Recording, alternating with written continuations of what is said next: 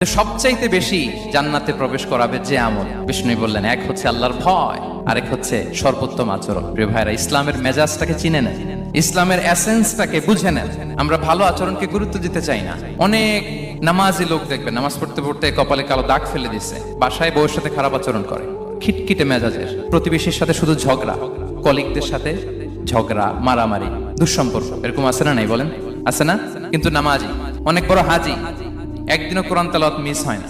তো এত ইবাদত করেও সে ইসলামের আসল এসেন্সটাকে ধরতে পারে নাই। বিষ্ণু বললেন, সবচেয়ে বেশি জান্নাতে প্রবেশ করাবে যে দুটি আমল, একটি হচ্ছে তাকওয়াল্লাহ, আল্লাহর ভয়, আরেকটি হচ্ছে উত্তম আচরণ, সর্বোত্তম আচরণ। তো আমরা যেন উত্তম আচরণের অধিকারী হই, আমার স্ত্রীর সাথে যেন ভালো আচরণ করি, প্রতিবেশীর সাথে যেন ভালো আচরণ করি, ছেলে মেয়েদের সাথে যেন আমাদের অ্যাটিটিউডটা ভালো থাকে, আচরণটা ভালো থাকে, কলিগের সাথে যেন ভালো থাকে। বিশ্বনবীর আচরণ যেমন ছিল তেমন আচরণ যেন আমরা গড়ে তুলতে পারি। আওয়াজ করে পড়ুন আমিন। সুনানে আবু দাউদের এক